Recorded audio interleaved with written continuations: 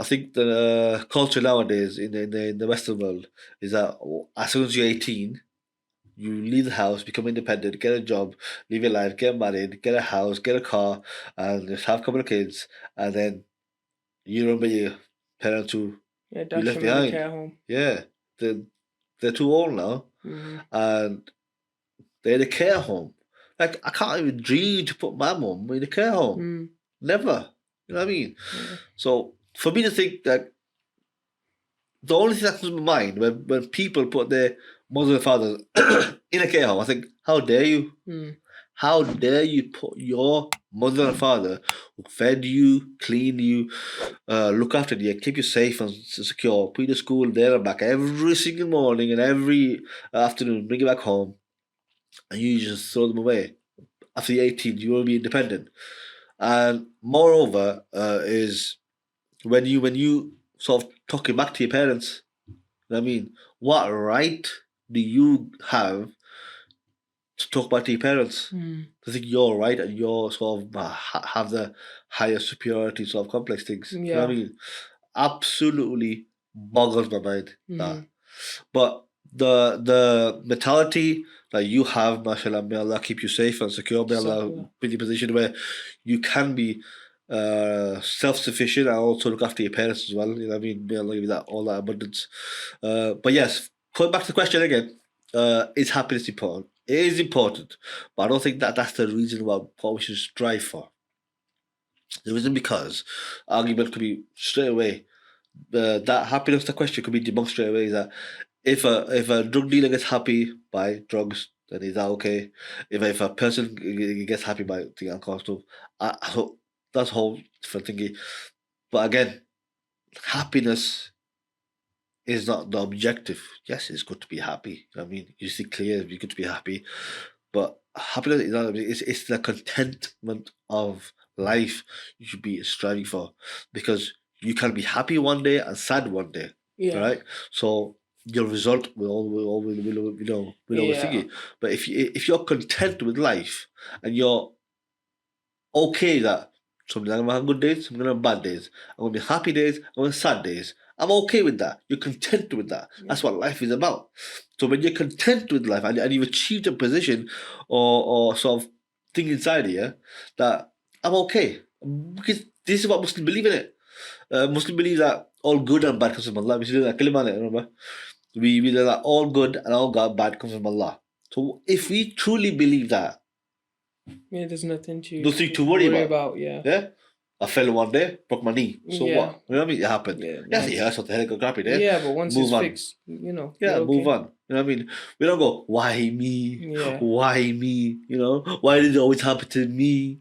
Everything's for a reason. Everything's for a reason. Not all bad things result in bad thingy. Some bad things or some negative experiences can or will or could lead towards a positive outcome.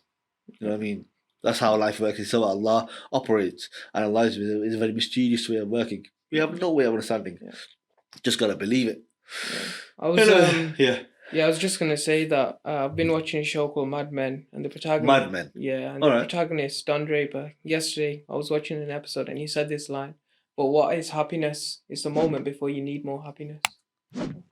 Yeah. That's a nice line. That. Yeah. It's a nice. But line. We'll move on anyway from that. I just wanted to say it before we moved on. Yeah, it's nice. I like that line. Yeah, because you can never fulfill that void. Yeah, the second you get it, it's gone because you want the next. Because you like it. Yeah. Because you like the feeling, you want more of it. Yeah. You know what I mean? Let's say you make a film, you'll win the award, but as soon as you won it, you'll start thinking about the next award. The next thing, yeah. So it's not a permanent thing. It never fills that void. Yeah. And because you like being happy, you want more of it. You know what I mean? You chase it, you after it, you beg for it. Yeah. You're so hung up on it, you become desperate for it. Yeah. You know what I mean?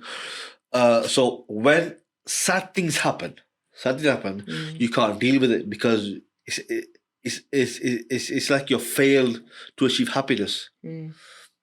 Sadness and happiness are part of life. Yeah. Once you come to that terms, you're okay. Yeah. You know what I mean? Yeah, but we're digressing anyway, so we'll move on to the next. Let's digress.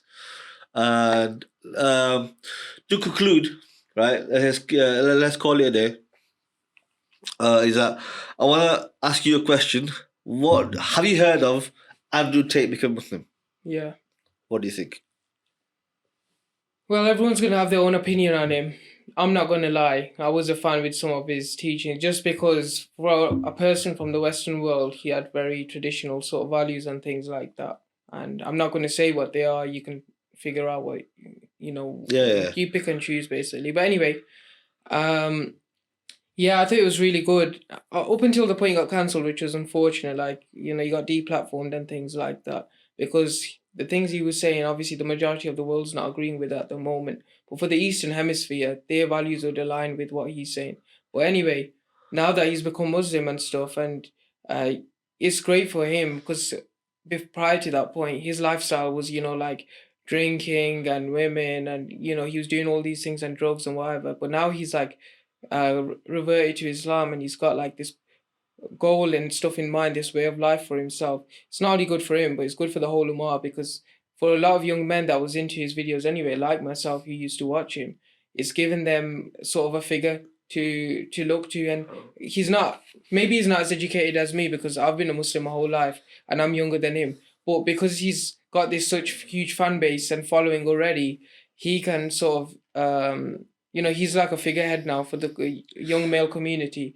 And going from here, the more he learns and stuff, it's gonna only be beneficial to the people in like my teenage, young adult sort of age range. So yeah, I think it's good what he's done. So you think he's a positive role model for young men? Yeah, but it just depends on the way he teaches the things because I think prior to him becoming Muslim and when he was still like, doing his podcast and stuff, sometimes he went a bit too, I feel like certain things he went a bit too extreme with where it was just like, it was outside of the lines of like, not even like, being a liberal, whatever it is, like sometimes he just went a bit too outside of the lines, but maybe now that he's come to Islam and he's learning and stuff, he'll be like, okay, maybe you shouldn't go that far. There's like levels to everything. Yeah. And, like it's just self-improvement. Once he gets to a certain point where he's knowledgeable enough and like he's, a good Muslim, it's going to be good for all of us, I guess, because like a person like Islam is the fastest growing religion in the world.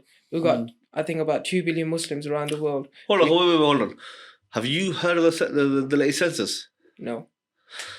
The latest census, this country now is officially not a majority Christian country anymore. No, actually I saw that. It's below 50%. Now it's 44%. 44%. So it's quite... So people now pushing towards like schools not having Christian background now. Yeah, it's just atheism because obviously the last generation or the people that fought in the World War II and things like that, they was really the last gen who had proper Christian values and things. But now with the children and things we're seeing, there's a lot of atheism and stuff like that. And obviously from my standpoint as a person of an Abrahamic religion, it's quite disappointing to see. But I live my life, you live yours. That's the way it is. So but going back to Andy Tate, I think it is a positive thing that he's reverted, and it's always a positive. It can only be. We're always welcoming new Muslims, no matter who it is. You know what I mean? It can only be a good thing. It's only be a good thing. You know what I mean? It's never a bad thing. We always welcome. There were some people who are thinking, "Oh no, he's not Muslim." I don't give a damn what they say. Yeah. Anybody, bad, good, doesn't matter. As soon as they become Muslim, they are in the eyes of Allah a newborn baby. Yeah. They are sinless. They're pure, You know what I mean? They're pure. So who the hell are we to judge? Yeah. You know what I mean? Nobody. So he should be welcomed by all we can't judge his past anymore. Can't judge it. Can't judge it. Irrelevant then. It's irrelevant. Absolutely. If Allah's forgiven him, will Yeah. You're right. So I think he'll be a very good person for the community then. I actually put a Facebook post when I had the news of Andrew Tate become Muslim. I secretly wanted him to become Muslim anyway. Yeah. And well, he's been talking about it for years, how much he admires the religion and how like it's such strict and disciplined and like it's flexible but rigid, like he said before. And he goes, he really loves that about it because like things like other religions where they're changing for what the world is saying now, Islam, like it doesn't change for anybody. You either accept it or you can do one. So that's what he's always loved. And that's what I love about it as well. Because like, why should we change for anyone? This religion's been this way for centuries. And who are we, this new gen, to and it's clearly working for the whole world. So we don't adopt the liberal mindset where we can do what you want as long as you don't harm anybody Now else. you're seeing it like with the Qatar World Cup, for example, and all of these news articles coming out about human rights and like the LGBT a very small part thing and where stuff they want like to grab that. onto things. You know what I mean? Yeah, but I feel like it's been blown out of proportion. Like Way you've seen all of the yeah. videos of the people that have gone from here to see the cup, and all of their experiences have been very good. And they said we've not faced an issue, and don't listen to the media. So it's quite disappointing. And like one thing that really disappointed me was the opening ceremony where they BBC didn't show it, did they? recited the Quran and stuff. BBC didn't show it, and I felt it was quite disrespectful in my opinion. yeah, But everyone's got their own opinion on that as well. I just found it quite upsetting because, he's really good. It can show the whole world what Islam's really about. It shows the biasness. And yeah, and everyone's You know what I gone. mean? The whole world is gone to see this cup, and everyone's enjoying it. But the BBC not showing it. That's just very disrespectful in my opinion. Yeah,